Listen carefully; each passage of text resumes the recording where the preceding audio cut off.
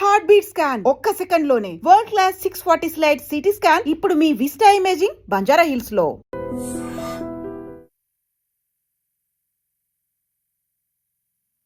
Dream inside politics with Kavitha. BJP ఎంపీలు 8 మంది ఉన్నప్పటికీ రాష్ట్రంలో ఎరువుల కొరత ఎందుకని ఉంది? బీజేపీ కేంద్రం రాష్ట్రానికి సంబంధించి నిధులను ఎందుకు ఇవ్వలేకపోతోంది? 53 సార్లు సీఎం ఢిల్లీకి వెళ్ళినా ఎందుకు అపాయింట్మెంట్లు దొరకట్లేదు? రాష్ట్రానికి సంబంధించినటువంటి నిధులు ఎందుకు విడుదల కావట్లేదు? మనతో పాటుగా ఉన్నారు ఎంపీ రఘునందన్ రావు. రఘునందన్ గారు నమస్కారం అండి. సో యూరియా కొరత అనేది ఒక 3 నెలల నుంచి విపరీతంగా ఉంది. యూరియాని ఎవరైతే తెస్తారో ఎవరైతే ఇస్తారో వాళ్ళకే మేము ఓటేస్తామంది బీఆర్ఎస్ వైస్ ప్రెసిడెంట్కి సంబంధించి ఓటింగ్లో కూడా పాల్గొనలేదు. సో తప్పు ఎవరిదంటారు అక్కడ? ఓట్లు లేని వాళ్ళు ఓటేస్తామని బెదిరిస్తే ఎవరేం చేస్తారు? 4 ఎంపీలు ఉన్నారు కదా రాజ్యసభ. లోక్సభలో వాళ్ళకి ఒక్క ఎంపీ కూడా లేడు కదా కవిత గారు. సో మేము చేసేది ఈ దేశం బాగుండాలని పనిచేస్తున్న నరేంద్ర మోడీ గారి నాయకత్వంలో తప్ప ఓట్ల కోసం సీట్ల కోసం మేము పంచాయతీ చేసేటోళ్ళం కాదు.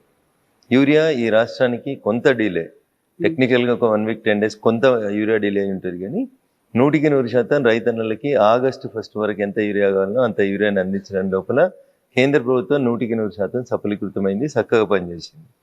దాన్ని డిస్ట్రిబ్యూషన్ చేయడం లోపల కాంగ్రెస్ పార్టీ వైఫల్యం అయితే దాన్ని ఒక ఉద్యమంలాగా మలిచి రాష్ట్ర ప్రభుత్వాన్ని బదనాం చేసి కేంద్రాన్ని బదనాం చేసడం లోపల టీఆర్ఎస్ కొంతమేర సక్సెస్ అయింది. కాకపోతే ఇప్పుడు తేవడంలో విఫలమయ్యారు, లేకపోతే ఇప్పించడంలో విఫలమయ్యారు. ఉన్నటువంటి 8+8 కలిపితే 0 అయింది తప్ప రాష్ట్రానికి ఒరిగింది ఏమీ లేదు అనేది ఒక వాదన. ఇప్పుడు జర్నలిస్ట్గా పనిచేసి వచ్చినా కాబట్టి జర్నలిస్టులని అనే అధికారం నాకు ఉందని అనుకుంటాను. తెలుగు మీడియాకి బాగా పైత్యం ఎక్కువ కవిత. ఇప్పుడు వాళ్ళ బాపు ఉన్నప్పుడు యూరియా ఇచ్చింది ఎవరు? కేటీఆర్ వాళ్ళ నాయన ఉన్నప్పుడు లేదా కేసీఆర్ వాళ్ళందరికీ, తెలంగాణ ఉద్యమకారులందరికీ బాపు అయినా కేసీఆర్ 10 ఏళ్ళు ఈ రాష్ట్రాన్ని పాలించినప్పుడు యూరియా ఇచ్చింది ఎవడు? మేం కాదా? నేను తమాషా చేస్తారు. మీరుంటే చక్కగా ఉంటుంది, పక్కన ఉన్నాడు ఉంటే చేతనైతే లేదనే మాటలు ఏం మాట్లాడతారు మీరు అసలు? అప్పుడు యూరియా ఇచ్చింది నరేంద్ర మోడీ, ఇప్పుడు యూరియా ఇచ్చింది నరేంద్ర మోడీ. అన్ని రాష్ట్రాలకి ఎంత అవసరం ఉందని ఇండియెంట్ పెడితే అంత ఇచ్చింది మేమే. దానికి యూరియా ఇయ్యలేదు. దానికి కూడా ఆర్టిఫిషియల్గా వాళ్ళు ఒక ఉద్యమాన్ని ప్రారంభిస్తే రైతులు ప్యానిక్ గురై రోజు లైన్లో నిల్చొని ఇబ్బందులు ఎదుర్కొనేటువంటి పరిస్థితి వస్తుంది. ఇది వాళ్ళు కావాలని క్రియేట్ చేసినారు. కొంత రాష్ట్ర ప్రభుత్వం వైఫల్యం ఉంది, డిస్ట్రిబ్యూషన్ లోపల ప్రాపర్గా చేయకపోవడం. రైతులు పానిక్ కాకుండా ఎక్కడికక్కడ మంత్రులు పోయి సెంటర్లని సందర్శించి ప్రజలకి రైతులకి భరోసా ఇవ్వాల్సినటువంటి కాంగ్రెస్ మంత్రులు వైఫల్యం చెందిరు. వీళ్ళకి అడ్మినిస్ట్రేషన్ మీద పట్టు లేదు. వాళ్ళకి బురద జల్లుట లోపల పూర్తి పట్టు వచ్చింది. వాళ్ళు బురద జల్లుతారు, వీళ్ళు పట్టించుకుంటలేరు. ఇంతే తేడా. ఇండెంట్ వాళ్ళు పెట్టలేదా లేకుంటే ఇవ్వలేకపోయారా? ఏమైంది అక్కడ? కవిత గారు, ఇట్లా భూతద్దాలు పెట్టి ఇండెంట్లు పెట్టిరా పెట్టలేదా ఏమైతే నువ్వు నెలకు సరిపోయే రేషన్ తెచ్చుకుంటావు. సడన్గా కోవిడ్ వచ్చి లాక్డౌన్ అయింది, ఏం చేస్తారు? భారతదేశానికి అనుకోకుండా ఒక యుద్ధం వచ్చింది, కొంచెం ఇబ్బందికరమైన పరిస్థితి వచ్చింది. ఉన్న దాంట్లో రైతులన్నీ కన్విన్స్ చేసి జూలై 31 దాకా రాని కొరత ఆగస్టులో ఎందుకు వచ్చింది? ఏం చేసింది రాష్ట్ర ప్రభుత్వం? ఎంత పెట్టింది ఏంటంటే ఎంత ఇచ్చిండ్రు? నేను DDRC మీటింగ్లో మా జిల్లాలో పాల్గొన్నాను కాబట్టి చెప్తా ఉన్నాను. నేను మీకు జూలై లాస్ట్ వీక్లో గౌరవ మంత్రి వివేక్ గారితో కలిసి పాల్గొన్నప్పుడు నేను అడిగిన మా జిల్లా కలెక్టర్ గారిని, యూరియా మీకు సరిపోయినంత వస్తుందా వస్తలేదా, ఆగస్ట్ ఇండెంట్ సరిగా పెట్టిండ్రా పెట్టలేదా అని అడిగినాను. అది రాష్ట్ర ప్రభుత్వం చెప్పాలి. వాళ్ళు ఎంత అడిగితే అంత ఇచ్చినాం. మధ్యలో కొంత పాకిస్తాన్ తోటి యుద్ధం వల్ల ఒక 1 వీక్ 10 డేస్ కొంచెం డిస్టర్బెన్స్ అయిన మాట వాస్తవం. దాన్ని మేము అంగీకరించేందుకు చిత్తశుద్ధితోటి ఉన్నాం. కానీ టీఆర్ఎస్ ఒకటే పనిగా బురద జల్లే కార్యక్రమం పెట్టుకొని 30 మంది పేమెంట్ ఇచ్చేటువంటి జీతగాళ్ళని జర్నలిస్టులకు పెట్టుకొని ఏది పడితే అది చేస్తుంటే ఎవడేం చేస్తాడు కవిత గారు? దానికి కేసీఆర్ ఉన్నప్పుడు యూరియా అయింది. ఆ కేసీఆర్ ఇంట్లో ఫామ్ హౌస్లో తయారు చేసుకొని తెచ్చి రైతులకంతా యూరియా ఇచ్చిండా? మా బాబు ఉంటే మంచిగా వచ్చింది, వేరే ఎవడో తెలియదు. పోయిన సంవత్సరం రాలేదా మరి? ఇదే ఈసారి ఎందుకు వచ్చింది? ఆ డిఫికల్టీని గమనించకుండా రాజకీయ లబ్ధి కోసం పొద్దుగలైతే బురద జల్లే కార్యక్రమాన్ని 30 మెడికల్ కాలేజీలు కాదు 30 యూట్యూబ్ ఛానళ్ళకి జీతం ఇవ్వాలని కేటీఆర్ అనేటువంటి జీతం ఇచ్చి చేస్తుంటే ఎవడేం చేస్తాడు దానికి కవిత గారు? ఇబ్బంది జరిగిన మాట వాస్తవం. వారం 10 రోజులు అవస్థ అయిన మాట వాస్తవం. ఆ వారం 10 రోజులు సరిగా మేనేజ్ చేసుకోవడం ఈ ప్రభుత్వానికి చేతగా లేదు అంటున్నా. ఉన్న యూరియాని రైతులకు భరోసా ఇవ్వకపోతే 2 అవసరం ఉన్న వాళ్ళు వచ్చే పసలు కూడా దొరుకుతుందని 4 తీసుకుంటున్నారు. దీనివల్ల కొంత కొరత వచ్చింది. కొంత బ్లాక్ మెయిల్ చేస్తూ ఉన్నారు, కొంత బ్లాక్ మార్కెటింగ్ చేస్తూ ఉన్నారు. డీలర్లు కొంతవరకు ఇబ్బంది పెడతా ఉన్నారు రైతుల్ని. దీన్ని కంట్రోల్ చేయాల్సినటువంటి రాష్ట్ర ప్రభుత్వం చేయలేక వైఫల్యం చెందితే ఆగో పులి అంటే ఇగో తోకాని వీళ్ళు ఇక దాన్ని భూతద్దంలో పెట్టి వీళ్ళు రచ్చ చేసి రైతులంతా పానిక్ క్రియేట్ చేసే కార్యక్రమాన్ని చేస్తూ ఉన్నారు. వాళ్ళది కత్తి కాదు నెత్తి కాదు, రాష్ట్రంలో లేరు, ఢిల్లీలో లేరు, అందుకని వేస్తూనే ఉన్నారు బురద. 30 యూట్యూబ్ ఛానళ్ళను పెట్టి పేమెంట్ ఆర్టిస్టులను పెట్టి నడిపిస్తూ ఉన్నారు, నటన చేస్తూ ఉన్నారు. ఎట్లయితుంది అట్లా కవిత గారు? బాధ్యత ఉండాలి, ఏదన్నా బాధ్యత ఉండాలి. భరోసా ఇవ్వాలి రాష్ట్ర ప్రభుత్వంపై. ఏసీగా ఇంత ఉంది, ఇంత స్టాక్ ఉంది, ఇంత లేదు, మీరు ఇట్లా ఉండండి అని వాళ్ళకి చెప్పుకునే పరిస్థితి లేదు రాష్ట్ర ప్రభుత్వానికి. ఒక మంత్రి పోయి ఏ జిల్లాల కలెక్టరేట్లో కూర్చొని సమీక్షించి చెప్పడు. కాంగ్రెస్ తోటి ఈ దరిద్రం ఉంటే టీఆర్ఎస్ తోటి ఆ భావ దారిద్ర్యం ఉంది. ఇద్దరు కలిసి మమ్మల్ని బదనాం చేసేయాలనే కార్యక్రమం తప్పితే ఏముంది అందులో చెప్పండి. సో వాళ్ళిద్దరు కలిసారని మీరు అంటున్నారు. మొన్న ఎన్నికల్లో ఓటేయకపోవడానికి కారణమే బీఆర్ఎస్ బీజేపీకి బి టీమ్ లా ఉంది కాబట్టి ఓటేయలేదని జయరాం రమేష్. బీఆర్ఎస్ అనేది ఇర్రెలెవెంట్ అవుతుంది రాష్ట్ర రాజకీయాల్లో. నేను ఈ మాట ఏదో రఘునందన్ కావాలని టీఆర్ఎస్ ని తిడతాడు కాబట్టి తిట్టాలని తిడతలేడు. ఓకేనా? అరే నీ కుటుంబాన్నే కంట్రోల్ చేసుకోవడం చేతలు అయితే లేదు, రేపు నీ రాష్ట్రాన్ని ఏం కంట్రోల్ చేస్తావు నువ్వు? బిడ్డకి కొడుకు మధ్యలో ఆస్తుల పంపకాలలో పంచాయతీ నడుస్తూ ఉంది, దాన్ని సరి చేసుకోరి ఫస్ట్. మీరు బీఆర్ఎస్ వాళ్ళు అది ఆలోచించుకోరి ఫస్ట్. అది ఆలోచించుకోవడం చేత కాదు, అది చేయడం చేత కాదు. బావకు నాకంటే ఎక్కువ పదవులు ఇస్తున్నారని మరదలో ఇల్లు లీయేస్తూ ఉంది. కుటుంబాన్ని చక్కదిద్దుకో, నలుగురున్న కుటుంబాన్ని చక్కదిద్దుకోలేనాడు రేపు 4 కోట్ల తెలంగాణ ప్రజల్ని చక్కదిద్దాడు, రేపు మా బాపు మళ్ళీ వస్తాడు, మేము మళ్ళీ వస్తాం, వచ్చి ఏం చేస్తారు? బిడ్డకే న్యాయం చేయలేను, నువ్వు దేశంలో ఎవరికే న్యాయం చేస్తావు? తొలి తెలంగాణ క్యాబినెట్లో ఒక ఆడబిడ్డకు మంత్రి పదవి వేయకుండా అట్లా ఆడబిడ్డలకి అన్యాయం చేసినావు. ఆఖరికి రెండో దాంట్లో ఇప్పుడు నీ బిడ్డనే చెప్పి బయటకు వచ్చింది, మా నాయన మొత్తం సామాజిక తెలంగాణకు వ్యతిరేకం, మా నాయననే తప్పు చేసిండని చెప్తుంది. ఇంకేం ముఖం పెట్టుకుని వచ్చి ఓట్లు అడుగుతారు రేపు టీఆర్ఎస్ వాళ్ళు? దేనికోసం అడుగుతారు ఓట్లు? సంపాదించిన అక్రమాస్తుల్ని బిడ్డకి కొడుకు సరిగా వంచలేదని చెప్తాడా? లేకపోతే బిడ్డకి పదవి ఇవ్వక మా అల్లుడికి పదవి ఇచ్చినా అల్లుడు ఇంకోటి చేస్తున్నాడని చెప్పుకుంటాడా? ఏం చెప్తారు మీరు రేపు వచ్చి? ఏం టీఆర్ఎస్ ఏం బీఆర్ఎస్ ఏడున్నదని? ఇర్రెలవెంట్ అయిన వాళ్ళ గురించి మీరేదో ముచ్చట పెడతారు మళ్ళీ నాతోటి వచ్చి. ఏమున్నదండి? ఏడున్నారు వాళ్ళు? ఏడున్నారు కవిత గారు? ఎందుకు లేరు మెదక్ పార్లమెంట్లో? ఏం చెప్తారు మీరు?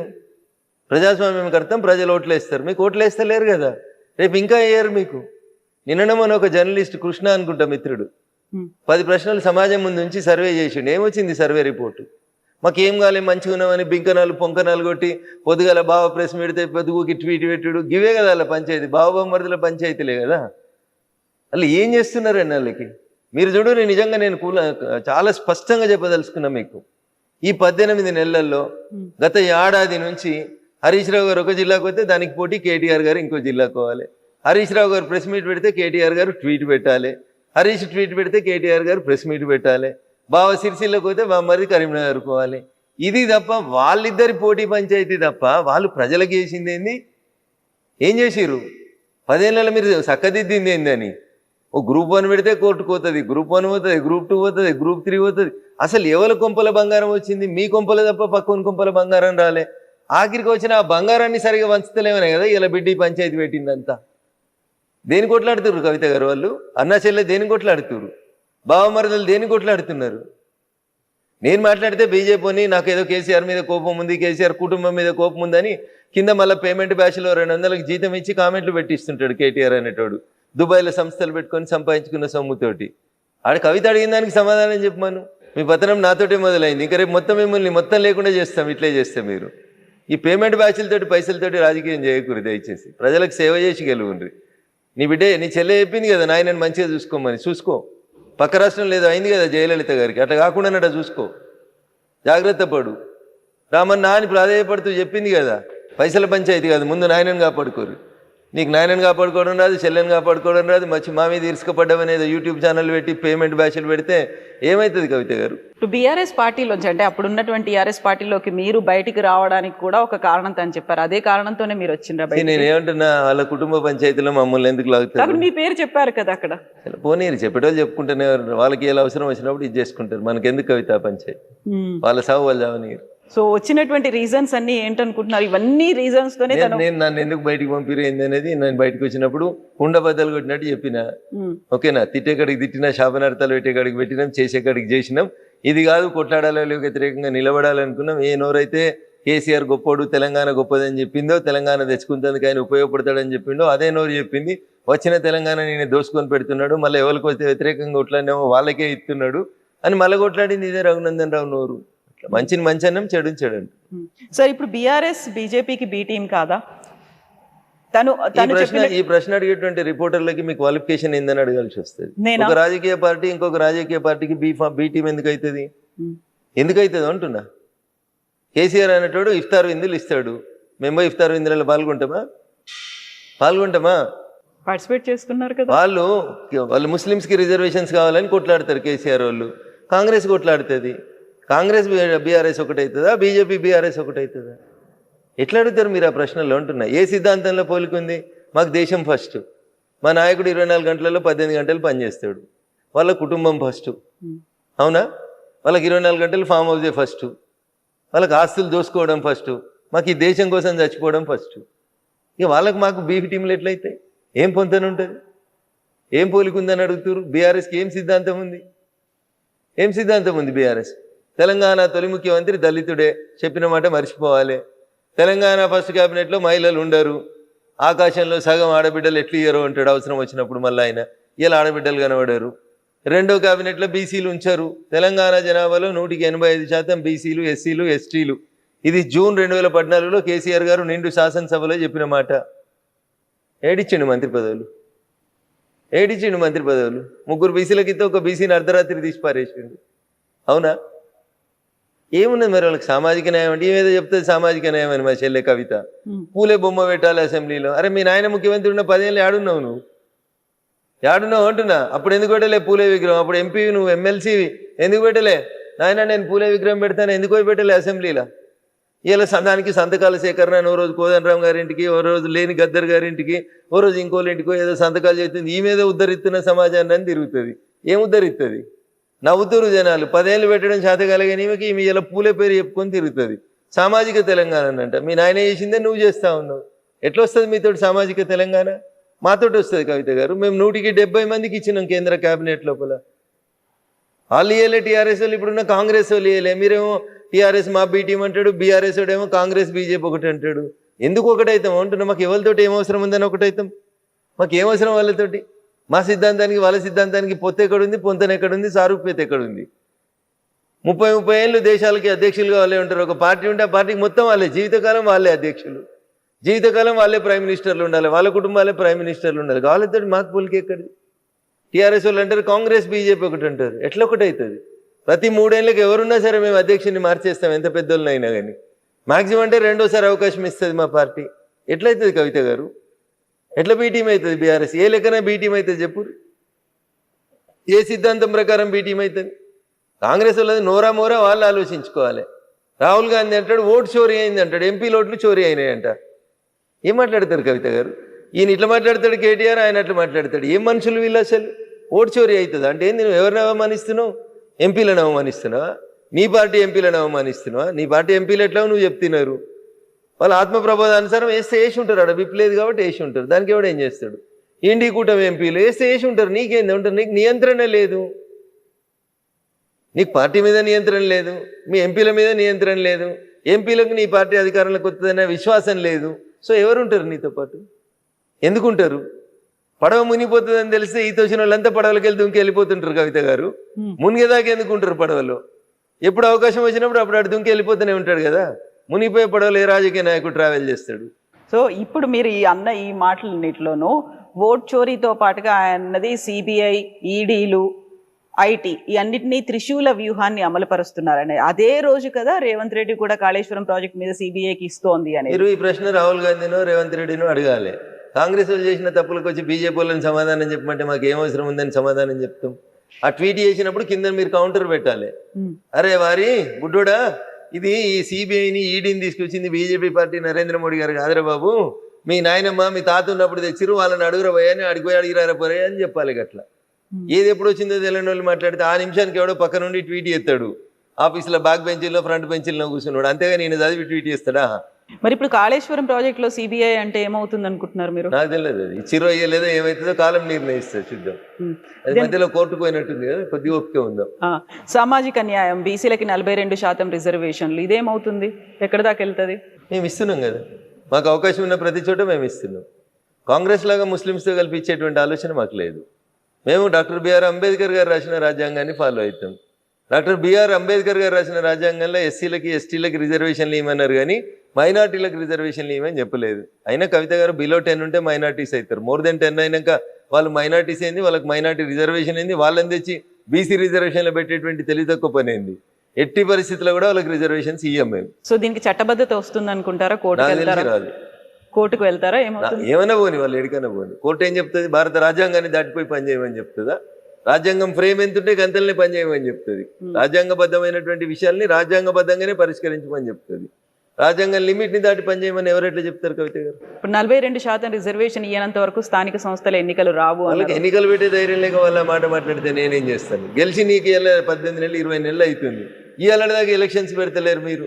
ఇప్పుడు బీజేపీని బదనాం చేసినందుకు కుట్రా, బీజేపీ 42% రిజర్వేషన్లు ఇస్తలేదు కాబట్టి మేము ఎలక్షన్లు పెడతలేమని కుట్రా. రిజర్వేషన్ ఎంత ఉండేది ముందు ఎన్నికలు అయితే పెట్టి సార్, ఊర్లలో ఊడ్చడానికి జీతాలు లేక ఏడుస్తున్నారు, సర్పంచులు లేక సగం ఊర్లు ఇబ్బంది పడతా ఉన్నాయి, ముందు ఎలక్షన్లు పెట్టిర్రి. దానికైతే పార్టీ గుర్తుండదు కదా. గెలిచిన వాళ్ళంతా మా కాంగ్రెస్ వాళ్ళనే కండువ కప్పుకో, ఎవడొద్దంటాడు తర్వాత నిన్ను. ఎలక్షన్లు పెట్టాను అంటున్నాం మేము. నువ్వు 42% వాళ్ళకే ఇచ్చేసి పెట్టుకో. 42%లో 10% ముస్లింలకు ఇవ్వడం వల్ల హైదరాబాద్ లాంటి సిటీ లోపల మీరు 150 కార్పొరేటర్లు ఉంటే దాంట్లో వాళ్ళు 10-15 మంది వాళ్ళే వచ్చేస్తున్నారు. ముస్లిం మైనార్టీలు బీసీ కోటా కింద వస్తూ ఉన్నారు. దీన్ని మేము వ్యతిరేకిస్తూ ఉన్నాం.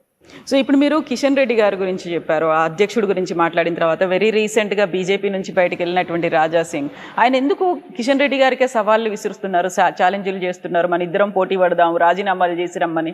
సో మీరు ఇద్దరు అన్నారు కాబట్టి ఆ ఇద్దరిట్లో ఎవరు మాట్లాడినా కరెక్ట్గా ఉంటుంది. నేను మూడో వ్యక్తిగా బయట నుంచి చూస్తుంటే నాకు సరిగ్గా కాకుండా అది బీజేపీ పార్టీయే కదా, మాకు కనిపించట్లేదు, మాకు అర్థం కావట్లేదు. నేను అదే చెప్తా ఉన్నా మీకు. కిషన్ రెడ్డి గారు మాట్లాడినా బాగుంటుంది, లేదా ఆ ప్రశ్నకు సమాధానం రాజా సింగ్ గారు చెప్పినా బాగుంటుంది. మధ్యలో నేను థర్డ్ పర్సన్ అయితే కదా కవిత గారు, నేను మాట్లాడడం బాగుంది. సరే, మీరు ఇప్పుడు పొంతన పోలిక సిద్ధాంతాలు ఎక్కడున్నాయి అనుకుంటే, బయట నుంచి వచ్చినటువంటి వాళ్ళందరికీ కూడా డిఫరెంట్ ఐడియాలజీలు సిద్ధాంతాలు ఉన్నాయి. వాళ్ళందరూ బీజేపీలోకి వచ్చిన తర్వాత మొత్తం బీజేపీ ఐడియాలజీనే పుచ్చుకున్నారా? పుచ్చుకోకపోతే బీజేపీ కండువ ఎట్లా కప్పుకుంటారు? ఇప్పుడు ప్రస్తుతం నేనేం చెప్తున్నా మీకు, కండువ కప్పుకునే మరుక్షణం నీకు నచ్చితేనే కండువ కప్పుకుంటావు. మీరు ఎందుకో కండువ ఒప్పుకుంటలేరు. మీరు మా ఇంటికి వచ్చి ఇప్పుడు నేను బలవంతంగా మీకు ఏమైనా కండువ వేస్తున్నానా? వేయను కదా. మీరు మా సిద్ధాంతాలు నచ్చి మా నాయకత్వం నచ్చి వచ్చి జాయిన్ అవుతున్న వాళ్ళు పాత సిద్ధాంతాలను ఇంకా మోస్తా అంటే మా పార్టీ ఎందుకు ఊకుంటుంది? కాకుండా గ్రూపులు ఎందుకు కనిపిస్తున్నాయి? చాలా గ్రూపులు కనిపిస్తున్నాయి. గతంలో కరీంనగర్ కి సంబంధించి బండి సంజయ్ కావచ్చు, ఈటెల రాజేందర్ ఒకరి మీద ఒకరు మాట్లాడుకున్నటువంటి పరిస్థితి ఉంది. బండి సంజయ్ గారు మాట్లాడిన మాటలలో ఎక్కడ ఈటెల రాజేందర్ గారి పేరు రాలేదు. ఈటెల రాజేందర్ గారు మాట్లాడిన ఎక్కడ కూడా బండి సంజయ్ గారి పేరు రాలేదు. మీడియా అదే చెప్తున్నది, తెలుగు మీడియాకి ఉత్సాహం ఎక్కువ, నారద ముని వారసులం అనుకొని అట్లే అదే పంచాయతీని కొనసాగి తెలుగు మీడియానే ఇట్లుంది దురదృష్టం. కాకపోతే కేంద్రంలో ఎందుకు గోడీ మీడియా అనేది కూడా అట్లనే వస్తుంది, కేవలం మోదీ భజన మాత్రమే చేస్తున్నారు వాళ్ళు అనేది. మోడీ భజన చేస్తుంటే ఓటు చోరీ అవుతుందని పాదయాత్ర చేస్తుంటే రోజు టీవీలలో పేపర్లలో ఎట్లా వస్తుంది?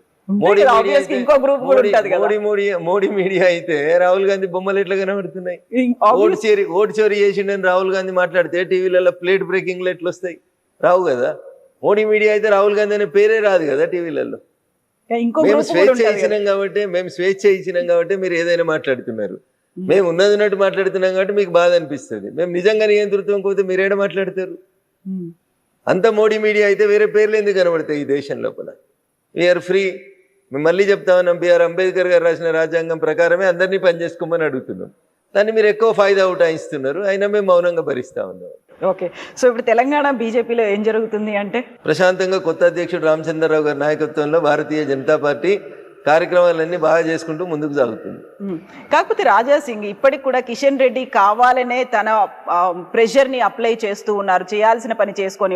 నిన్న ఆయన విసిరిన సవాల్లో కూడా ఎవరి పనులను వాళ్ళని చేసుకొనివ్వండి, అలా అయితేనే ఎంపీలు కూడా వాళ్ళ పనులు చేసుకుంటారు అని. మీ పనులు మీరు చేసుకోవడే ఫెసిలిటీ కావచ్చు, ఆ ఫ్రీ హ్యాండ్ అనేది మీకుందా, ప్రెషర్ ఉందా? ఇప్పుడు మీరు వచ్చి నన్ను ఇంటర్వ్యూ చేస్తా అన్నారు, నేను ఎవరికైనా ఫోన్ చేసి ఇంటర్వ్యూ ఇవ్వాలని వద్దని అడిగినా నా అంతా నేను ఇంటర్వ్యూ ఇస్తున్నాను. అది మీ ఇండివిజువల్ డెసిషన్. ఇండివిజువల్ డెసిషన్ ఏముంది? అదే మరి ఫ్రీగా పని చేసుకుంటున్నాం అని చెప్పడానికి చెప్తున్నా, నేను ఇండివిజువల్ డిసిషన్ అని చెప్తలేను.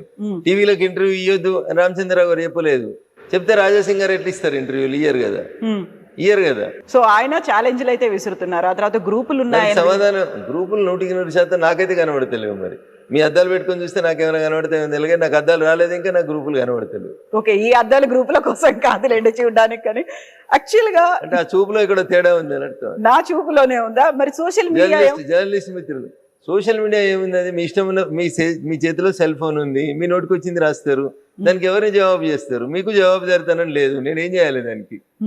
నా ఫోన్ నా ఇష్టం అంటారు మీరు, నేనేం చేస్తాను దానికి? అందుకనే కొత్త చట్టాలు వస్తాయి, వచ్చినాక చూద్దాం. ఎప్పుడు వస్తున్నాయి? ఏం చట్టాలు అవి? సమయం సందర్భాన్ని బట్టి తీసుకొస్తాం. సో నియంత్రించే చట్టాలా, గ్యాగ్ ఆర్డర్స్ లాంటివి వస్తున్నాయి? ఏం చెప్తా ఉన్నా నేను, చట్టాలు తీసుకొస్తామని చెప్పినాం, నియంత్రిస్తామని చెప్పలేదు. నేను ఏం చట్టాలు తెస్తారంటే, మీరు నా ఇంట పైసలు ఉన్నాయి, నేను 10 మందికి సరిపోయి భోజనం వండుతాను, ఒకళ్ళే తింటారు, 9 మంది భోజనం రోడ్డు మీద మారేస్తా అంటే అది ఆపాలి అని చెప్తాం. అది నియంత్రించే చట్టం అవుతుందా? నోరున్నది కదా ఎవరిని పెడితే వాళ్ళని తిడతా అంటారు. రెగ్యులేషన్ అనేది అవుతుంది. రెగ్యులేషన్ తెస్తాం, ఫుడ్ రెగ్యులేటరీ యాక్ట్ తెస్తాం. మీరు హోటల్కి పోతారు, 10 మందికి సరిపోయి టిఫిన్ ఆర్డర్ ఇస్తారు, మీకు నచ్చిన 2 ఇడ్లీలు తిని మిగతా అంతా బయట వారే అంటే బయట ఫుడ్ లేకుండా చచ్చిపోతున్న జనం కోసం ఆలోచించమని మేము అంటాం. అది మీకు నియంత్రణలా కనబడుతుంది. నా డబ్బులు నా ఇష్టం అంటే ఎట్లా ఒప్పుకుంటారు? నీ డబ్బులు కాదు, ఈ దేశంలో నువ్వు పనిచేస్తే నీకు వచ్చిన వేతనం అది. ఈ దేశంలో మిగతా ఎట్లున్నారో కూడా చూడాల్సిన సామాజిక బాధ్యత ఉంటుంది మీ మీద. దాన్ని విశ్వసించి నా ఇష్టం ఉన్నట్టు నేను ఉంటా అంటే ఉండనియేది. ఈ దేశంలో కొన్ని సంస్కృతులు, పద్ధతులు, సాంప్రదాయాలు, విలువలు, చట్టాలు, రాజ్యాంగం ఉంది. ఇది ఎటు పడితే అటు ఎవరు పడితే వాళ్ళు ఏది పడితే చేస్తామంటే నియంత్రించేందుకు బరాబరి చట్టాలు వస్తాయి. మీరు ఏమనుకుంటే మాకేమవుతుంది? జనానికి ఉపయోగపడే చట్టాలు తీసుకొస్తారు. ఎస్, ఈ నియంత్రణకి నాకు ఈ మధ్య జరిగిన ధర్మస్థల ఇన్సిడెంట్స్కి సంబంధించి అక్కడున్నటువంటి మఠాధిపతులు, సన్యాసులు అందరూ వెళ్ళి అమిత్ షాని కలిసిన తర్వాత ఆయన ఒక మాట అన్నారు అనేది, నియంత్రించడానికి ఒక చట్టం అనేది తీసుకొస్తాం. ఎందుకంటే రిలీజియన్ సిస్టమ్కి సంబంధించి హిందూ మఠాల మీదనో హిందూ దేవాలయాల ప్రార్థనాలయాల మీదనే అటాక్ అవుతుంది కాబట్టి దానికి సంబంధించినటువంటి ఒక చట్టం తీసుకురావాల్సినటువంటి అవసరం ఉంది. ఆ దిశగా మేము ఆలోచిస్తున్నామని. అది కూడా రాబోతుందా? ఇప్పుడు సికింద్రాబాద్లో మీరు ఒక హనుమంతుని దేవాలయం ధ్వంసం అయింది. ఏం చెప్పారు పోలీసు వాళ్ళు?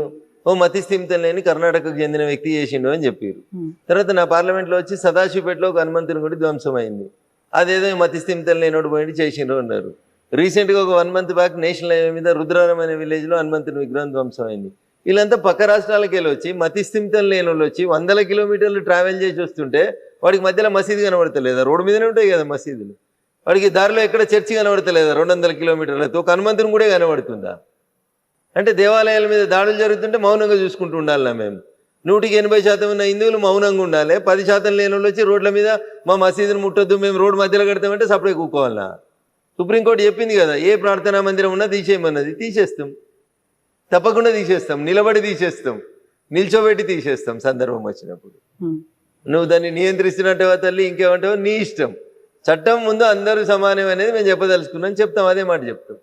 సో ఇక్కడ నుంచి సీఎం కేంద్రానికి 53 సార్లు వెళ్ళాడు. కాకపోతే కేంద్ర ప్రభుత్వం తరఫున రావాల్సినటువంటి హామీలు కావచ్చు, విభజనకు సంబంధించినటువంటి ఇప్పటికీ అమలు జరగలేదు అనే దాంతో పాటుగా బడ్జెట్ కేటాయింపులు అనేవి. కవిత గారు, నేను అందుకని తెలుగు మీడియాకు పైత్యం అని చెప్పిన. 53 సార్లు పోయినప్పుడు ఎన్నిసార్లు మోడీ గారిని కలిసిరు, ఎన్నిసార్లు కేంద్ర మంత్రులను కలిసిరు? మీ దగ్గర లిస్ట్ ఉందా? లేదు. పేపర్ కటింగ్లు ఉన్నాయా? తీసుకురారు. ఒక 15 రోజుల తర్వాత మళ్ళీ కలుద్దాం కవిత గారు. నేను ఓపెన్గా ఛాలెంజ్ చేస్తున్నా. 53 సార్లు వచ్చిండు కదా ఆయన. కాంగ్రెస్ పార్టీ పెద్దలను కలవడానికి ఎన్నిసార్లు వచ్చిండు ఢిల్లీకి? భారతీయ జనతా పార్టీ నాయకత్వంలోని ఎన్డీఏ ప్రభుత్వ పెద్దలను కలవడానికి ఎన్నిసార్లు వచ్చిండు? కాంగ్రెస్ వాళ్ళు ఎన్నిసార్లు అపాయింట్మెంట్ ఇచ్చారు? ప్రభుత్వ పెద్దలు ఎన్నిసార్లు అపాయింట్మెంట్ ఇచ్చారు? తీరు మీ 53 అపాయింట్మెంట్లు డేట్లు దిగిరి. నేను ఇంట్లో లేని, ఇంట్లో ఉంటే నా దగ్గర ఫైల్ ఉంది. ఏ రోజు వచ్చిండు, ఏ రోజు ఎంతమందిని కలిసిండు అనేది నేను ఇస్తాను మీకు లిస్టు. వచ్చిన ప్రతిసారి మేము ఇచ్చినాం. ఆఖరికి నీకు రాహుల్ గాంధీ నీకు ఇవ్వలేదు టైం, మేము ఇచ్చినాం, మా ప్రధానమంత్రి గారు ఇచ్చిర్రు, ఈ దేశ ప్రధానమంత్రి గారు ఇచ్చిర్రు. ఎట్లా కవిత గారికి ఇట్లా అంటే బురద తలితే ఎట్లా? పైత్యమైన పదం ఎందుకు అంటే గిందుకనే 53 సార్లలో నువ్వు 10-15 సార్లు నీ పార్టీ పని కోసమే పోయినావు.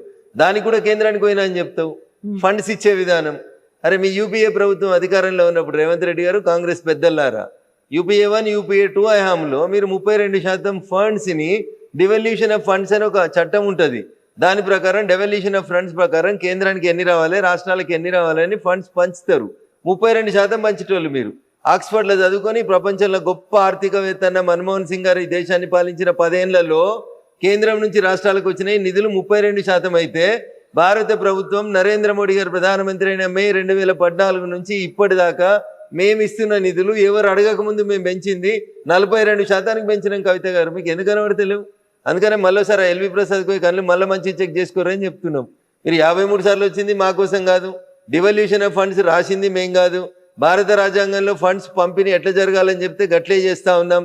గతంలో ఉన్నటువంటి కాంగ్రెస్ ప్రభుత్వం వచ్చే కంటే ముందు, అంటే నరేంద్ర మోడీ గారు అధికారంలోకి వచ్చే కంటే ముందు 32% రాష్ట్రాలకు నిధులు ఇస్తే, మేము అధికారంలోకి వచ్చినాక 42% నిధులు ఇస్తామని చెప్తున్నాం, ఇస్తున్నాం. ఎందుకు? 10 ఏళ్ళు ముఖ్యమంత్రిగా చేసిరు కాబట్టి, మోడీ గారికి ముఖ్యమంత్రుల కష్టాలు తెలుసు కాబట్టి రాష్ట్రాలకు ఇచ్చే డబ్బుల్ని పెంచిండు కదా. మీరు ఏ ఊరికైనా పోయి, ఈ రాష్ట్రం కాదు ఏ రాష్ట్రానికైనా పోయి చూడు, ఆ రాష్ట్రంలో రోడ్లు ఎవరైనా ఎత్తురు అంటే ఒక్కటే ఒక నేషనల్ హైవే డిపార్ట్మెంట్ వేస్తుంది, భారత ప్రభుత్వం వేస్తుంది. రైల్వే 4 లక్షల కోట్ల రూపాయలు ఖర్చు పెట్టి రైల్వేలు ఎక్స్పాన్షన్ అవుతున్నాయి, బ్రాడ్ గేజ్లు అవుతున్నాయి, ఆర్ఓబీలు, ఆర్యూబీలు, metre గేజ్లు, broad గేజ్లు అవుడు, Vande Bharat ఎక్స్ప్రెస్లు. Secunderabad railway station పోయి చూడు కవితమ్మ, శంషాబాద్ ఎయిర్పోర్ట్ తోటి పోటీ పడేటట్టుంది. అది గవి కనబడాయి మనకి. కేంద్రం పైసలు ఇస్తలేదు. ఎవరు మరి ఎవరు ఇస్తుర్రు? చెర్లపల్లికి పోయి చూడు, 1000 కోట్లు పెట్టి కట్టినాం రైల్వే టెర్మినల్, ఎట్లుందో చూడు ఒకసారి. దేశంలో ఎప్పుడో స్వతంత్రం కంటే ముందు కట్టిన రైల్వే స్టేషన్లు.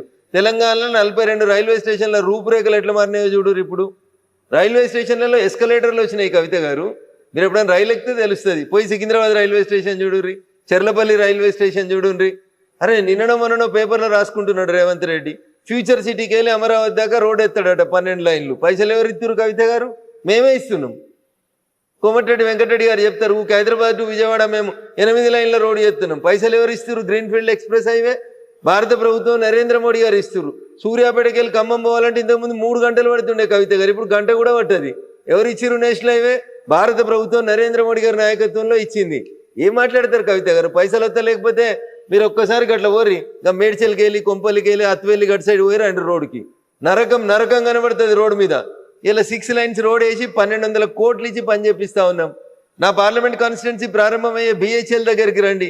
బిహెచ్ఎల్ చౌరస్తాలో సిగ్నల్ పడితే గంట ఏడ్చుకుంటా నిల్చుంటారు జనాలు. ఇప్పుడు 5 నిమిషాల లోపల బిహెచ్ఎల్ చౌరస్తా పారైపోతారు. సుమారు 200 కోట్లతోటి ఫ్లైఓవర్ కట్టినాం, నేషనల్ హైవే మీద కట్టినాం. మియాపూర్ చౌరస్తా నుంచి సంగారెడ్డి చౌరస్తా దాకా 6 లైన్స్ రోడ్ వేస్తా ఉన్నాం. నేషనల్ హైవేస్ నడుస్తున్నాయి. మీరు ఏదైనా కూరుకోయి స్టేట్ హైవే చూసినా పోరు ఎట్లుందో చెప్తా నేను. మీరే కంపేర్ చేసి చూడు, state highways and national highways ఎవరి పనితీరు ఎట్లుందో తెలుస్తుంది. ముఖం మంచి లేక దెబ్బలు కొడితే ఎట్లా తల్లి? ఇప్పుడు ఇవన్నీ చెప్తున్నటువంటి రఘునందన్ రావు ఇన్ని రకాలుగా మాట్లాడుతుంటే ఎందుకని బయట మాట్లాడట్లేదు మీరు? ఎందుకు వీటి వినిదా? ఇది బయట కాకపోతే ఇంట్లో మాట్లాడుకుంటున్నాం. ఇంటర్వ్యూలో మాట్లాడేది కదా, ప్రపంచం అంతా చూస్తుంది కదా. ఇంటర్వ్యూలో ప్రతి మీటింగ్ ఇప్పుడు నాతో పాటు మీరు సిద్దిపేటకి రండి. కొద్దిసేపు అయిన తర్వాత నేను జిఎస్టీ మీద అవగాహన సదస్సు పెడుతున్నా. నిన్న పెట్టిన గజ్వేల్లో, మొన్న పెట్టిన మెదక్లో గంటన్నర వర్తక, వాణిజ్య, వ్యాపార, అడ్వకేట్లు, డాక్టర్లు, కిరాణా దుకాణాలు, సిమెంట్ దుకాణాలు, హార్డ్వేర్ దుకాణాలు అందరినీ కూర్చోబెట్టి 2 గంటలు వస్తున్న కవిత గారు. జనానికి బయట మాట్లాడకపోతే ఇంట్లో మాట్లాడుతున్నాడు. కాకపోతే చేసినటువంటి పథకాలు కేంద్రం అయితే ఏమేవైతే తీసుకొచ్చిందో ప్రాజెక్టులు, వీటన్నిటి గురించి చెప్పాల్సినటువంటి బీజేపీ ఎంపీలు ఆ స్థాయిలో చెప్పలేకపోతున్నారు కదా అనేది. రోజు పొద్దున్నే సాయంత్రం దాకా నా ఫేస్బుక్ ఓపెన్ చేసి చూడు. రోజు ఎన్ని గంటలు అరుస్తా ఉన్నా, ఎన్ని గంటలు చెప్తా ఉన్నా. పాల మీద పైసలు తగ్గించినాం, పాల మీద తగ్గించినాం, ఉప్పు మీద తగ్గించినాం, మందుల మీద తగ్గించినాం, మీరు తిరిగే స్కూటీ మీద తగ్గించినాం, మీ సార్ తిరిగే కారు మీద తగ్గించినాం, దేని మీద తగ్గియలేదు. ఆఖరికి హెల్త్ ఇన్సూరెన్స్ మీద 0 చేసినాం, జిఎస్టీ తగ్గించి మీ ఇంటికి నెలకు 15,000 రూపాయలు ఖర్చు తగ్గించినాం. దాని గురించి మాట్లాడారు ఎందుకు కవిత గారు? మేం చెప్పకపోతే ఎవరు చెప్తా ఉన్నారు? ప్రతి పేదోడికి లాభం జరుగుతుంది జిఎస్టీ వల్ల. 12 లక్షల ట్యాక్స్ ఎగ్జంప్షన్ ఇచ్చినాం కదా మీకు. ఎవరు ఇచ్చిర్రు? నరేంద్ర మోడీ గారి నాయకత్వంలో నిర్మలా సీతారామన్ ఆర్థిక మంత్రి ఇచ్చిర్రు. మరి మీరు ప్రపంచం మెచ్చిన గొప్ప ఆర్థికవేత్త కదా. మీ హయాంలో ఇన్కమ్ ట్యాక్స్ ఎగ్జంప్షన్ ఎంత ఉండే? కాంగ్రెస్ హయాంలో 10 ఏళ్ళు మీరు కూడా పాలిచ్చిర్రు కదా. ఏమైంది? అయితే నేను అనేది కేవలం రఘునందన్ రావే ఎందుకు మాట్లాడుతున్నాడు, మిగిలిన ఎంపీలు కావచ్చు, ఎమ్మెల్యేలు కావచ్చు, ఇక్కడ ఉన్నటువంటి లీడర్లు ఇవన్నీ ఎందుకు మాట్లాడలేకపోతున్నారు? ఎందుకని చెప్పట్లేదు? ఎవరు చెప్తలేదు. ఎవరి నియోజకవర్గాల వాళ్ళ మేము తిరిగి చెప్పుకుంటున్నాం. ఎవరి పని వాళ్ళు చేస్తూనే ఉన్నారు. చేతుల పని చేతులు వేస్తే, కాళ్ళ పనులు కాళ్ళే చేస్తాయి. అందరూ మాట్లాడారు కవిత గారు. కొందరు మాట్లాడతారు, కొందరు పని చేస్తారు, కొందరు ఇంకొక పని చేస్తారు. దేవుడు ఎవరికి ఏది ఇస్తే ఆ శక్తి ప్రకారం పని చేసుకుంటూ పోతారు కదా కవిత గారు. ఎస్. సో అందరూ పని చేయలేరు, కొంతమంది మాట్లాడతారు, కొంతమంది పని చేస్తారు. వెరీ రీసెంట్ గా బీజేపీకి సంబంధించి ఒక నిర్ణయం తీసుకుంటున్నట్టున్నారు. 10 ఏళ్ల నుంచి ఎవరైతే పదవుల్లో ఉన్నారో వాళ్ళకి పార్టీ వైపు, పార్టీలో బాగా పనిచేస్తున్న వాళ్ళని పదవుల వైపు అనేది. రఘునందన్ రావుకి కేంద్ర మంత్రి వస్తుందా? నేను పనిచేస్తున్నాను కదా ఎంపీ. అదే అంటున్నా నేను, పార్టీలో ఇక్కడ పనిచేస్తున్నారు కాబట్టి కేంద్ర మంత్రిగా వస్తుందా? పార్టీగా పనిచేస్తలేను, నేను ఎంపీగా పనిచేస్తా ఉన్నా. పార్టీ అవకాశం ఇచ్చింది, ఎంపీగా గెలిచిన. అరే 20 లక్షల మంది జనానికి పొద్దుగలైతే సావుకోసలు ఉన్నది. వర్షాలతోటి రోడ్డు తెగిపోతున్నాయి, మోరీలు తెగిపోతున్నాయి, జ్వరాలు వస్తున్నాయి, రకరకాలైనటువంటి సమస్యలు వస్తా ఉన్నాయి. అన్ని సమస్యల్ని అడ్రస్ చేసేందుకు పనిచేస్తూనే ఉన్నా కదా. 24/7 నేను కూడా చూడరు మీరు ఒకసారి. నేను అందుకనే చెప్పిన మీకు. నేను చెప్తే నాది నేను గొప్పగా కనబడుతుంది. నా ఫేస్బుక్ పేజ్ ఓపెన్ చేస్తే తెలుస్తుంది. నేను ఎన్ని గంటలు ఇంట్లో ఉన్నా, ఎన్ని గంటలు బయట ఉన్నా తెలుస్తుంది. నిన్న పొద్దుల జిన్నారంలో ఉన్నా, సంగారెడ్డి జిల్లాలో ఉన్నా. నిన్న సాయంత్రం వచ్చేసరికి నేను మళ్ళీ గజ్వేల్కి పోయినా, సిద్దిపేట జిల్లాకు పోయినా. ఎంతమందిని కలిసినా, ఎన్ని సంఘాలను కలిసినా, జిఎస్టీ గురించి ఎంత ఎక్స్ప్లెయిన్ చేస్తున్నాం. సేవా పక్వాడా నరేంద్ర మోడీ గారు 75వ జన్మదినాన్ని పురస్కరించుకొని ఏమేం చేయాలి, 17 సెప్టెంబర్ నుంచి అక్టోబర్ 2 దాకా కంఠశోష పెట్టుకొని చెప్తా ఉన్నారు మా ఎంపీలు. కాలుకు బల్పం కట్టకుండా తిరుగుతున్నారు మా ఎమ్మెల్యేలంతా కాన్స్టిట్యున్సీలలో. అందుకే అంటున్నా నేను, మంత్రి పదవి వస్తుందా అని అడుగుతున్నాను. ఏం మంత్రి పదవి? నాకు మంత్రి పదవి వస్తుంది కేంద్రంలో అని అడుగుతున్నాను. కేంద్రంలో ఇప్పుడు ఏం ఎక్స్పాన్షన్ లేదు కదా తల్లి. తొందరలో మొన్న తీసుకున్నటువంటి ఒక నిర్ణయం ఇంటర్నల్ గా జరిగింది. మొదటిసారి గెలిచినటువంటి ఎంపీని కవిత గారు. నాకంటే చాలా మంది సీనియర్లు ఉన్నారు. 3 సార్లు గెలిచిన వాళ్ళు, 4 సార్లు గెలిచిన. ఎఫిషియన్సీ ఎవరి దగ్గర అవుతుందో, ఎవరైతే క్రమశిక్షణ కలిగినటువంటి కార్యకర్తగా పార్టీ ఏం పని చేయమంటే ఆ పని చేస్తాను. పార్టీ పిలిచి అది ఏం చేయమంటుందో ఆ పనికి నేను కట్టుబడి ఉంటాను. రేపు పిలిచి మంత్రి పదవి ఇస్తే ఇంకా వేగంగా పనిచేస్తాం, ఇంకో పదవి ఇస్తే ఇంకా పని చేస్తాం, లేదు ఇప్పుడు ఉన్నదానికి న్యాయం చేయమంటే చేస్తాం, న్యాయమే చేస్తాం. సో డిమాండ్లు ఏమి ఉండవా రఘునందన్ రావు? ఏం లేవు, ఏమీ ఉండవు, సైలెంట్ గా వర్క్ చేసుకుంటూ పని చేసుకుంటూ పోతుంటే వద్దంటే వస్తాయి కవిత గారు. పని చేయని వాళ్ళకి రావు ఏం కానీ. నేను పని నమ్ముకున్నని పని చేసుకుంటూ పోతా ఉంటాను. శివుడు ఆజ్ఞ లేకపోతే చీమ గారు అది నన్ను వస్తున్న దేవుడు ఏదో రాసి పంపించి ఉంటాడు, దాని ప్రకారం నడుస్తూనే ఉంటుంది జర్నీ.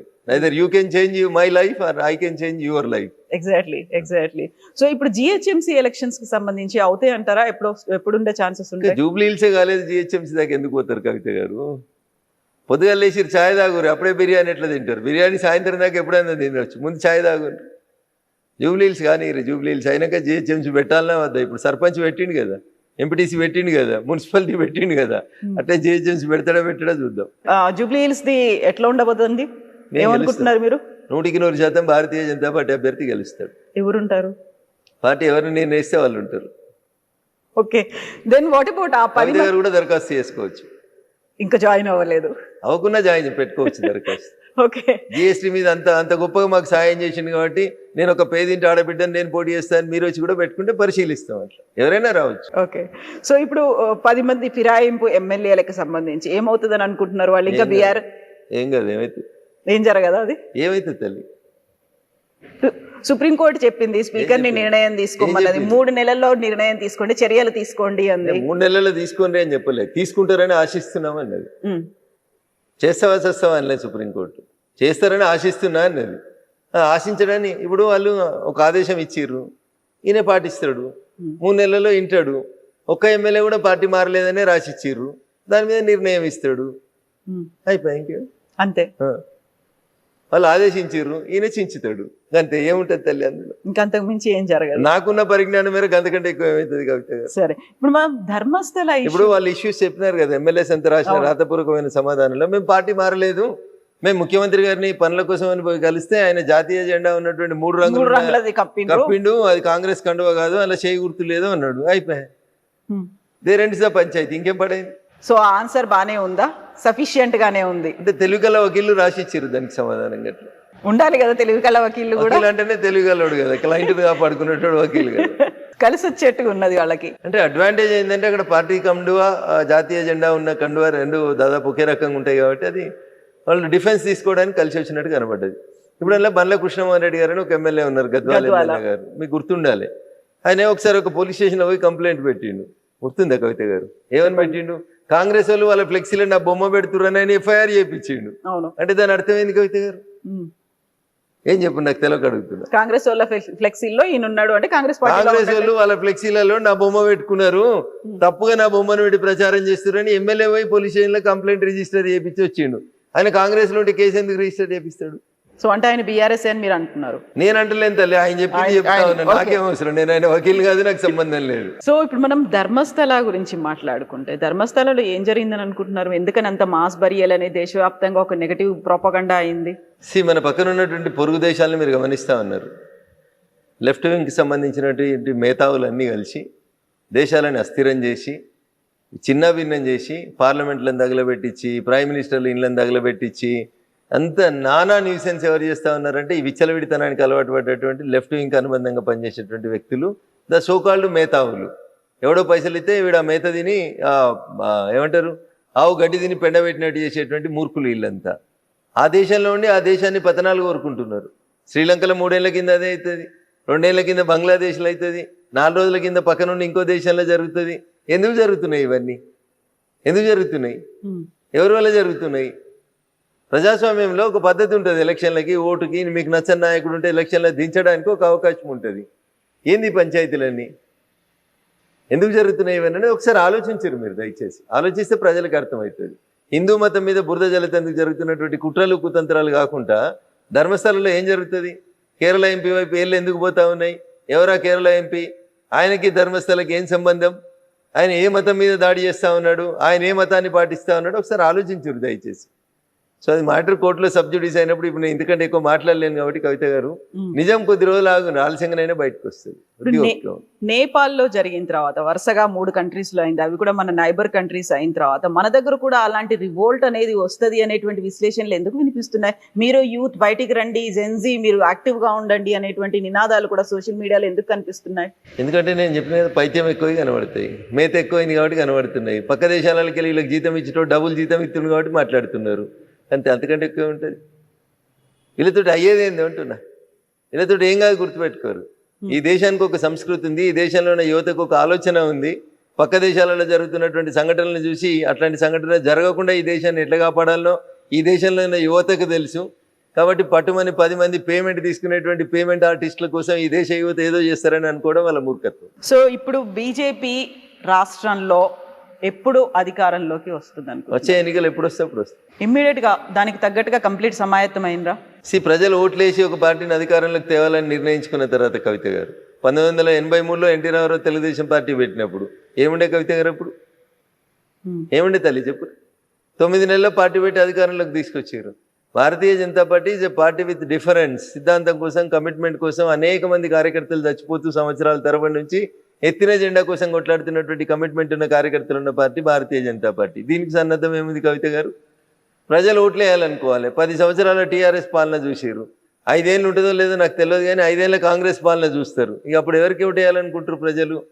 ఇద్దరిని చూసిన తర్వాత క్వైట్ న్యాచురల్గా థర్డ్ ఆప్షన్ మేమే కనబడతాం, మాకే ఓట్లు వేస్తారు. ఎప్పుడు ఎన్నికలు వచ్చినా నేను చర్చ మొదలుపెట్టినప్పుడు అర్ధగంట తిట్టిన వాళ్ళని, అన్నకి చెల్లెకి లేదు, బావకి మరదలకి లేదు, తండ్రికి బిడ్డ మీద కంట్రోల్ లేదు, గాళ్ళకి ఎందుకు ఓటేస్తారు కవిత గారు? కాకుండా జనాలు మళ్ళీ కేసీఆర్ రావాలని కోరుకుంటున్నారు, పూజలు చేస్తున్నారు, దేవాలయాల దగ్గర కూడా వాళ్లే కనిపిస్తున్నారు అనేది ఇదంతా ఆర్టిఫిషియల్ మూవ్మెంట్ ని పైసలు ఇచ్చి నడిపిస్తారు అని చెప్తా ఉన్నా. 100% ఆర్టిఫిషియల్ మూవ్మెంట్. వచ్చే ఎన్నికల వరకు టీఆర్ఎస్ ఏమవుతుంది, ఎట్లుంటుంది అనేది ఒకసారి చూద్దాం. కొద్దిగా వెయిట్ అండ్ సీ. ఇంకా 3 ఏళ్ళు ఉంది కాబట్టి ఓపిక ఉండండి కవిత గారు, ఎందుకు తొందరపడి. సో పార్టీని విచ్ఛిన్నం చేసే కుట్ర జరుగుతోంది, హస్తగతం చేసుకునే కుట్ర. మాకేం అవసరం? తనన్న మాటలు చెప్తున్నారు, కవిత అన్న మాటలు. కవితను అడుగురు సమాధానం. కుటుంబాన్ని విచ్ఛిన్నం చేశారు, పార్టీని హస్తగతం చేసుకోవాలనే కుట్ర జరుగుతోంది చెప్పింది కదా కవిత. హస్తగతం చేసుకోవాలనుకుంటున్నా ఉంటుంది. హస్తం పార్టీలో అడుగురా ప్రశ్న, నన్ను కాదు అడగాల్సి. సో ఇంటర్నల్ గా జరగదా అది? బయట నుంచి అవుతుంది ఎక్స్టర్నల్ గా? ఇంటర్నల్ గా ఏముంటది కాబట్టి పార్టీ వాళ్ళు ఉన్న ముగ్గురు అనుకున్న తర్వాత 4 బెనిఫిట్ అవుతారు. గట్లా పిట్టపోరు ఏదో పిల్లి తీర్చింది అన్నట్టు ఉంటుంది పంచాయతీ. ఇప్పుడు వాళ్ళ పంచాయతీ అంతా గట్లే ఉంటుంది. ఇప్పుడు కవిత అనేటువంటి ఎపిసోడ్ వచ్చిన తర్వాత ఏం జరిగింది అనేది జర్నలిస్ట్ మిత్రుడు కృష్ణ అడిగిన ప్రశ్నలకు సమాధానం చెప్పారు, జనం చెప్పారు. కవితను సస్పెండ్ చేస్తారా చేయరా ఏమనుకున్నారు మీరంటే అది ఊహించిందే అన్నారు. 90% ప్రజలు చెప్పారు. కవిత ఇంపాక్ట్ ఏమైనా ఉంటుందా బయటకు పోతే ఉండదంటే 46% మంది ఉంటుందో అని చెప్పారు. ఇక 46% మంది ఉంటుందంటే 1% ఓట్లతోటి పార్టీలు గెలిచి ఓడిపోయి జరిగే ఈ దేశం లోపల కవిత గారు 46% మంది జనం మీద ఇంపాక్ట్ ఉంటుంది కవిత మీద తీసుకున్న నిర్ణయం అంటే టీఆర్ఎస్ ఎక్కడ ఉంటుంది ఒకసారి ఆలోచించి. కాకుంటే 3 ఏళ్ల కాలం ఉంది కదా, ఇప్పుడు ఆ ఇంపాక్ట్ ఉంది అనిపిస్తుందేమో. 3 ఏళ్లలో అదే కంటిన్యూ అవుతుంది అంటారా? 3 ఏళ్లలో ఈ పార్టీ 3 ముక్కలు కాదని ఎవరు మీరు గ్యారంటీ ఇస్తారా? ఇలా చెల్లెపోయింది రేపు బాగోవడానికి గ్యారంటీ ఇస్తారా? రేపు గౌరవనీయులు సంతోష్రావు గారు బయటకు వరని గ్యారంటీ ఇస్తారా? అంతా శ్రీమంతులే అయ్యారు కదా, అందరి దగ్గర 1000 కోట్లు అయిపోయినాయి కదా. ఎవరైనా బయటకోవచ్చు, ఎవరైనా కొత్త పార్టీ పెట్టుకోవచ్చు, ఎవరైనా ఏదైనా చేసుకోవచ్చు, ఏముంటుంది. సో ఇప్పుడు మళ్ళీ బీజేపీ వచ్చే పరిస్థితులు ఉన్నాయంటారా? మీరు చెప్పినట్టుగా అప్పుడు ఎన్టీఆర్ పార్టీ స్థాపించినప్పుడు 9 నెలల్లోనే అధికారంలోకి అంటే అలాంటి పరిస్థితి ఇప్పుడు ఉందా? అంతకంటే ఎక్కువ ఘోరమైన పరిస్థితి. ప్రజలు కాంగ్రెస్ని అంతకంటే ఎక్కువ ద్వేషిస్తారు, టీఆర్ఎస్ పట్ల అంతకంటే ఎక్కువ కోపంగా ఉన్నారు ప్రజలు. భారతీయ జనతా పార్టీ ఒకటి ఆల్టర్నేట్ కనబడుతుంది, ఎన్నికలు ఎప్పుడు వస్తాయని ఎదురు చూస్తారు. యూనిటీ ఉందా బీజేపీలో? మరి దానికోసం సమిష్టిగా పోరాడడానికి కృషి చేయడానికి ఉంది, కలిసికట్టుగా 100% ఉంది తల్లి. అందరం కలిసే ఉన్నాం, కలిసి కట్టుకునే ఉన్నాం, కలిసి కొట్లాడతాం, కలిసే అధికారంలోకి. కాకపోతే ఎవరికి వాళ్ళు ఇండివిజువల్ గా మాట్లాడుతున్నారు, ఎవరికి వాళ్ళు సెపరేట్ గా. కవిత మా ఇంటికి వచ్చి ఇంటర్వ్యూ చేస్తే రఘునందన్ రావు సమాధానం చెప్తారు కానీ రాజేందర్ గారు బండి సంజయ్ గారు ఎట్లా చెప్తారు తల్లి? దీన్ని కూడా ఇండివిజువల్ గా మాట్లాడుతారు. మీరు రేపు పొద్దులో బండి సంజయ్ గారు ఇంటర్వ్యూ చేయరు, ఆయన కూడా మాట్లాడతారు. అరవింద్ గారు ఇంటర్వ్యూలు చేయడం వేరు, పబ్లిక్ గా మీడియా ముందు మాట్లాడడం వేరు ఉంటది. కార్యకర్తల సమావేశాల్లో మీడియా ముందు రోజు ఏం మాట్లాడతారు? కార్యకర్తల సమావేశం అంతటి జరుగుతున్నాయి, దేశంలో అందరు ఎంపీలు పనిచేస్తారు. ఒక్కసారి నా 3 రోజులు వెనక పోయి చూడరాదు, 3 రోజుల నుంచి నేనేం పని చేసినా కనబడుతుంది కదా తల్లి. ఎందుకంటే ఊరికి అనుమానం పెట్టుకొని ఇబ్బంది పడతావు మనసులో. చూడరు అట్లే ప్రతి ఎంపీకి ఒక ఫేస్బుక్ పేజ్ ఉంది, చూడరు ఒకసారి ఎవరెవరు ఎక్కడ పనిచేస్తారు, ఏం మాట్లాడుతారో తెలుస్తుంది కదా. అందరం పనిచేస్తున్నాం, నియోజకవర్గాల్లో పనిచేస్తున్నాం, రాష్ట్ర నాయకత్వం బలంగా ఉంది, కేంద్ర నాయకత్వం బలంగా ఉంది, పార్టీ అధికారంలోకి వస్తుంది. So you are very confident. ఎన్ని లెక్కల్లో చెప్పమంటే ఎట్లా చెప్తారు? ఎన్ని వస్తాయి అని అంటారు మీరు? అధికారంలో రావడానికి ఎన్ని సీట్లు కావాలో అన్ని వస్తాయి. చాలా మ్యాజిక్ ఫిగర్ క్రాస్ అవుతే సరిపోతుంది అంటారా? సరిపోదా? ఇప్పుడు కాంగ్రెస్కి ఎన్ని వచ్చినాయి? 63 వచ్చినట్టున్నాయి కదా. సరిపోతలేవా? సరిపోతే మరి అంతేనా? అంటే 63 కాదు, రేపు 119 ఉంటాయా, 153 అవుతాయా, 175 అవుతాయా? చాలా కాలంలో చాలా మార్పులు వస్తాయి తల్లి. 3 ఏళ్లలో వన్ నేషన్ వన్ ఎలక్షన్ వస్తుంది, మహిళా రిజర్వేషన్ 33% వస్తుంది, స్టేట్ అసెంబ్లీలో ఉన్న సీట్లు రీఆర్గనైజ్ అవుతాయి, దాంతోపాటు ఎస్సీ ఎస్టీల సీట్లు రీఆర్గనైజ్ అవుతాయి, భారత పార్లమెంట్లో సీట్లు పెరుగుతాయి, జనగణన పూర్తి అయిన తర్వాత రీఆర్గనైజేషన్ కమిటీస్ వస్తాయి. ఇన్ని పెట్టుకొని రేపు ఏమవుతుందో తెలియనప్పుడు 3 ఏళ్ల తర్వాత ఏమవుతుందో ఇప్పుడు ఎట్లా ఉంచుతాం కవిత గారు? అందులో 42% రిజర్వేషన్తో పాటుగా ఇప్పుడు కర్ణాటక గవర్నమెంట్ కూడా మళ్ళీ బీసీ కులగణన చేయాలి అనేటువంటి ఒక నిర్ణయానికి ఎప్పుడో చేసిన కులగణన ఏమైంది కవిత గారు? అది ఎప్పుడో 10 ఏళ్ల కింద చేశారు కాబట్టి మళ్ళీ ఇప్పుడు శాస్త్రీయంగా చేయాలి అనేది. కాంగ్రెస్ అధికారంలో ఉన్నప్పుడు ఒక రకంగా ఉంటుంది, ప్రతిపక్షంలో ఉంటే ఒక రకంగా ఉంటుంది. కాంగ్రెస్ ఈ దేశంలో బీసీలకు ఏ రోజు కూడా న్యాయం చేయలేదు. ఈ దేశానికి స్వతంత్రం వచ్చిన 75 ఏళ్ల తర్వాత నిన్న ప్రమాణ స్వీకారం చేసినటువంటి గౌరవనీయులు రాధాకృష్ణన్ గారు భారతదేశానికి మొట్టమొదటి ఓబీసీ ఉపరాష్ట్రపతి. అంటే మీరు అర్థం చేసుకోరు కాంగ్రెస్ సంస్కారం ఏందో. 55 ఏళ్ళు ఈ దేశాన్ని పాలించి ఒక ఉపరాష్ట్రపతిని, ఒక ఓబీసీ క్యాండిడేట్ని చేయలేనటువంటి పార్టీ కాంగ్రెస్ పార్టీ. వాళ్ళు 42% రిజర్వేషన్ ఏడిస్తారు కవిత గారు. వాళ్ళ గురించి ఏదో బాగా పట్టుకొని తనలాడుతూ ఉన్నారు మీరు. మీ క్యాండిడేటే దిక్కులేడు. ఎవరికి ఇచ్చారు ఉపరాష్ట్రపతి క్యాండిడేట్? సుదర్శన్ రెడ్డి గారు ఓసీకి ఇచ్చారు. ఎందుకు బీసీకి ఎందుకు వెళ్ళలేదు మరి? రేవంత్ రెడ్డి పొద్దులైతే బీసీ ఢిల్లీ దాకా వచ్చి ధర్నా చేసినావు కదా, నీకు మోకా వచ్చింది కదా, నువ్వు ఎందుకు అమలు చేయలేదు? 42% కాదు, ఒక సీటు ఓబీసీ ఈ దేశంలో ఇయ్యాలటి దాకా ఎవరు చేయలేదు. మేము చేస్తున్నామని ఒక ఓబీసీ క్యాండిడేట్ని ఎందుకు పెట్టలేదు? పోనీ మీ హైకమాండ్ పెట్టలేదు, మరి మేము ఒక ఓబీసీ క్యాండిడేట్ని పెట్టినాం. కొంతమంది బీసీ ఎంపీలు మాకు ఓటేసారు, మీకెందుకు కడుపు నొత్తుంది? ఓటు చోరీ ఏంది? ఓటు చోరీ ఏంది కవిత గారు? దానికి విప్పు ఉండదు. ఉపరాష్ట్రపతి ఎన్నికకు విప్పు ఉండదు. విప్పు లేనప్పుడు ఏం పోయినా తనకి ఇష్టం ఉన్నట్టు ఓటేసుకుంటాడు. నువ్వు క్రాస్ ఓటింగ్ అయింది అనేది, దాంట్లో క్రాస్ అయింది, ఓటింగ్ అయింది, నాకు అర్థం కాదు. మీరు ఎంపీ కవిత గారు, మీరు ప్రజల చేత ఎన్నుకోబడినటువంటి గౌరవ ప్రజాప్రతినిధి. మీరు ఎవరు కోటేయాలో ఇంకొకరు చెప్తారా? ఇంకొందరు దారుణంగా సిగ్గు లేకుండా మాట్లాడుతారు. 20 కోట్లకు ఎంపీలు పోయినరని, అమ్ముడు పోయి ఓటేసిరని. కొంచెం అన్నం తిన్నట్టు మాట్లాడి నేర్చుకోవాలి వాళ్ళు. ఎంపీలు 20 కోట్లు తీసుకొని ఓటేసిరా? ఇంత సంస్కారహీనంగా మాట్లాడతారా? నీ పార్టీ బీఫామ్ మీద గెలిచిన నువ్వు కంట్రోల్ చేసుకోవడం చేతగాక, నీ దగ్గర పనిచేసే నీ ఎంప్లాయీని నువ్వు కంట్రోల్ చేసుకోలేక మమ్మల్ని అంటే ఎట్లా కవిత గారు? మీ ఐటీఎంలో పనిచేసే వాడు పక్క ఛానల్లోనికి మీ సమాచారం ఇస్తుంటే అది మీ చేతగానితనం అవుతుంది, కానీ మాది ఎట్లయితుంది? అది ఎట్లయితే చెప్పుర్రి. సో ఇప్పుడు సుదర్శన్ రెడ్డి గారి గురించి అమిత్ షా చేసినటువంటి ఆ వ్యాఖ్యలు మీరు విన్న తర్వాత ఏమనిపించింది? సో సల్వాజుడు మాట్లాడినంటే ఉన్నట్టు మాట్లాడతాడు కదా, అబద్ధం ఎందుకుంటుంది? 10 ఏళ్ల తర్వాత ఎందుకు ఇప్పుడు ఎందుకు మాట్లాడినరు? నువ్వు స్క్రీన్ మీదకి వచ్చినావు కాబట్టి మాట్లాడుతున్నావు, ఇవాళ నువ్వు రాజకీయాలకు వస్తున్నావు కాబట్టి మాట్లాడుతున్నావు. రాజకీయాలకు రాకపోతే నీ గురించి ఎందుకు మాట్లాడతాం? ఎందుకు